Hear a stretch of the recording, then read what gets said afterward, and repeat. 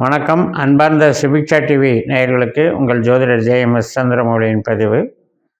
இந்த பதிவில் நம்ம பார்க்க இருக்கிறது சனி, சுக்கிரன், செவ்வாய் இந்த மூன்றுமே குரு நட்சத்திரத்தில் பயணிக்கிற நாட்களில் அசுப பார்வையாக என்ன பலன் கொடுப்பாங்க, சுப பார்வையாக என்ன பலன் கொடுப்பாங்க, கிரக சேர்க்கையாக என்ன பலன் கொடுப்பாங்க அப்படிங்கிறத பற்றி தான் இந்த பதிவில். ரிஷப லக்னத்திற்கு இந்த 3 கிரகங்கள் எப்படி நமக்கு ஒர்க் அவுட் ஆகுது அப்படின்னு பார்ப்போம். இப்போ நமக்கு ரிஷபத்துக்கு கர்மச்சனியாக 10ஆம் வீட்டில் இருக்கிற சனி குரு நட்சத்திரத்தில் நமக்கு போகிறாரு 27ஆம் தேதி முதல்.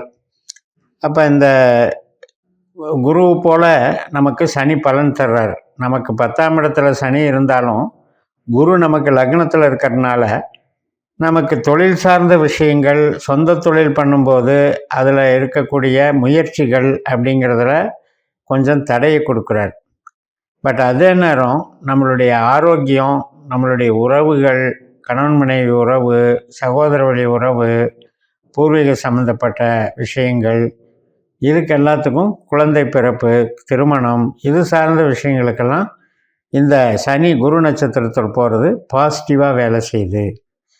இது போக நமக்கு இப்போ செவ்வாய் கடகராசியில் வக்கரகதியில் இருக்கார். நம்ம லக்னத்திற்கு 3ஆம் இடமான தைரிய பராக்கிரம ஸ்தானத்தில் இருந்தாலும் அவர் ரிவர்ஸில் வர்றாரு. அதாவது ஜனவரி 13ஆம் தேதி புனர்பூசம் குரு நட்சத்திரத்தில் வர்றாரு. அது கடகராசியில் 21ஆம் தேதி வரைக்கும் இருக்கார். இந்த 13லேருந்து 21 வரைக்கும் 9 நாட்கள் கடகத்தில் இருக்கும் பொழுது அந்த 3ஆம் இடத்துக்கு 8ஆம் இடமான 10ஆம் இடத்துல சனி இருக்கார். அப்போ உங்களுக்கு செவ்வாய் திசையோ, செவ்வாய் புத்தியோ, செவ்வாய் அந்தரமோ நடக்குது அப்படின்னு வச்சுக்கோங்களேன். அப்போ உங்களுக்கு கம்யூனிகேஷன் சம்மந்தப்பட்ட விஷயமோ, இடம் மாறலான்றது டிரான்ஸ்ஃபர் விஷயமோ, இடம் வைக்கலாங்கிறதுக்கு சம்மந்தப்பட்ட விஷயங்களோ, அக்ரிமெண்ட்டு போடலாங்கிறதுக்கு சம்மந்தப்பட்ட விஷயங்களோ, நம்மளுடைய மனம் சார்ந்த அத்தனை விஷயங்களுக்குமே இந்த 9 நாட்கள் சரியாக இருக்காது. ஏன்னு கேட்டால் செவ்வாயும் சனியும் அசுப விளைவில் அவங்க கிரியேட் பண்ணுறாங்க. அதாவது அசுப பார்வைன்னு எடுத்துக்கணும். ஏன்னா செவ்வாய் இருக்கிற இடத்துலேருந்து 8ல் சனி இருக்கார். அதனால் செவ்வாய் திசை நடந்தால் இப்படி சரி. இப்போ நமக்கு சனி திசா புத்தி அந்தரம் நடந்துக்கிட்டு இருக்குது. அப்படிங்கும்போது இந்த செவ்வாயினுடைய கனெக்டிவிட்டி என்ன பண்ணோம் அப்படின்னா, நம்மளுக்கு 10ஆம் இடமான தொழிலுக்கு கொஞ்சம் இந்த செவ்வாய் நமக்கு சப்போர்ட் பண்ணும். ஒன்றும் பிரச்சனை இருக்காது. ஆனால் அகென்ஸ்டாக வேலை பார்க்காது. ஆனால் ஒரு ஒப்பந்தம் பண்ணிக்கிறதோ, ஒரு கம்யூனிகேஷன் சார்ந்த விஷயங்களுக்கோ தான் நெகட்டிவாக இருக்கும். இப்போ உற்பத்தி சார்ந்த விஷயங்களுக்கு சனி திசா புத்தி அந்தரம் நடக்கும்போது உங்களுக்கு அது பாசிட்டிவாக செயல்படும். இது போக நமக்கு சுக்கிரன் சேர்றாரு சனி கூட. இப்போ சுக்கிரன் ஜனவரி 17ஆம் தேதி பூரட்டாதியில் சனி கூட சேர்றாரு. அப்போ சனி சுக்கிரன் 10ஆம் இடத்துல சேரும் பொழுது இப்போ ஒரு அட்ராக்டிவான தொழில்கள் இருக்கு இல்லையா, நமக்கு ஆடம்பரத்துறை தொழில்கள் அப்படின்னு எடுத்துட்டிங்கன்னா பெரிய பெரிய டிசைனிங் சம்மந்தப்பட்டது, சாஃப்ட்வேர் இண்டஸ்ட்ரீஸு, பெரிய பெரிய மால்கள், அதே மாதிரி ஹோட்டல், ஹாஸ்பிட்டாலிட்டி மற்றும் இந்த நர்சிங் துறையில், கிளினிக்கல் துறையில் இருக்கிறது, பெரிய பெரிய காலேஜ் சம்மந்தப்பட்டதில் இருக்கிறது, கலைத்துறைகள், சினிமா சம்மந்தப்பட்ட துறை தொழிலில் இருக்கிறவங்க, இது எல்லாத்துலேயுமே இந்த சனி சுக்கிரன் சேர்க்கை ஒரு பிரபலப்படுத்தும். நம்மளுக்கு லக்னாதிபதியே சுக்கிரன் தானே, அதனால் நம்மளுக்கு அதை பிரபலப்படுத்தும். அதனால் இந்த காலகட்டத்தில் சுக்கிரன் சனி சேர்க்கை அப்படிங்கிறதுல நம்ம எதெல்லாம் கலை ரீதியாக சர்வீஸ் ஓரியன்டாக செய்கிறோமோ அது சார்ந்து நமக்கு நன்மைகள் நடக்கும் இந்த சனி சுக்கிரன் சேர்க்கை. அப்போ குருவினுடைய நட்சத்திரமான பூரட்டாதியில் சனியும் சுக்கிரனும் சேர்கிறார்கள் என்பது ஒரு கணக்கு. இந்த சுக்கிரன் நம்மளுக்கு பிப்ரவரி 2ஆம் தேதி வரைக்கும் இருக்கார். 16 நாட்கள் இருக்கார். அதாவது ஜனவரி 17லேருந்து. ஆனால் இந்த 9 நாட்களுங்கிறது ஜனவரி 13லேருந்து 21 வரைக்கும். அதுதான் நமக்கு அசுப விளைவுன்னு சொல்கிறது. அதுக்கப்புறம் செவ்வாய் என்ன பண்ணுறாரு, மிதுன ராசிக்கு போகிறார். அப்போ நமக்கு 2ஆம் இடத்துல செவ்வாய் வந்துடுறாரு. இந்த சமயத்தில் நமக்கு கம்யூனிகேஷனுக்கெல்லாம் பிரச்சனை இல்லை. ஆனால் அதே நேரத்தில் செவ்வாய் சனிக்கோட ஒரு சுப விளைவை ஏற்படுத்துகிறாரு. அது எப்பேற்பட்ட சுப விளைவு அப்படின்னா 2க்கும் 10க்கும் ஏற்படுற சுப விளைவு. அப்போ என்ன அப்படின்னா, நமக்கு 2ஆம் இடத்துல செவ்வாய் தசாபுத்தி நடந்துக்கிட்டு அது 2ஆம் இடத்துல இருந்து அது பலனை கொடுக்குதுன்னா, குருவை போல தான் பலன் கொடுக்கும். அப்போ குருவை போல பலன் கொடுக்குறதுனா எப்படி கொடுக்கும்? நம்மளுடைய பணவரவு சம்மந்தப்பட்ட விஷயத்துக்கு நம்மளுக்கு அது கொஞ்சம் லேட் பண்ணும். அதே மாதிரி 10ஆம் இடத்துல இருக்கிற சனி திசாபுத்தி உங்களுக்கு நடக்குது அப்படின்னா, தொழில் உற்பத்தி சார்ந்த தொழில் செய்கிறதுக்கு அது வந்து கொஞ்சம் தடை பண்ணும். சரி, இப்போ இந்த 2மே ரொம்ப காலம் இருக்குது.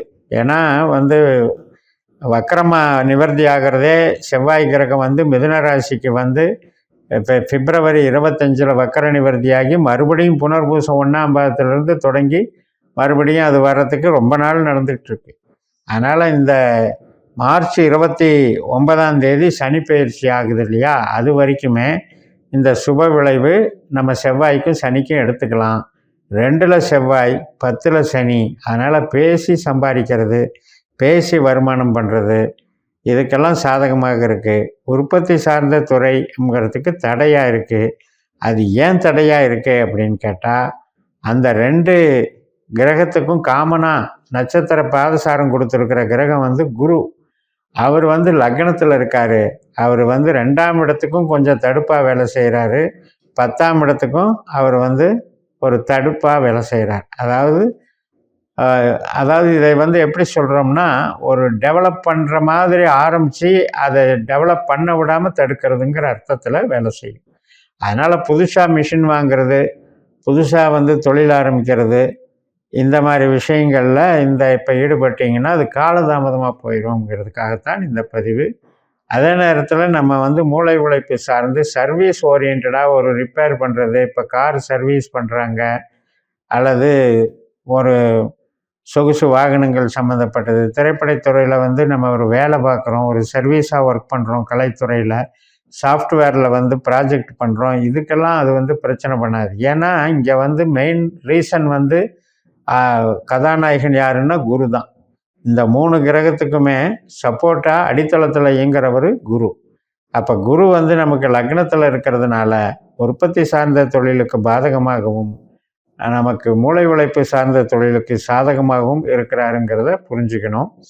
இந்த சுக்கிரன் இருக்கக்கூடிய 16 நாட்கள் அப்படிங்கிறது நமக்கு உறவுகள் சார்ந்து நல்ல விஷயங்களை செய்யும். ஏன்னா சனி சுக்கிரன் அப்படிங்கிறது வந்து உறவுகள் சார்ந்த விஷயத்தில் நமக்கு ஒரு வளர்ச்சியை கொடுக்கும்.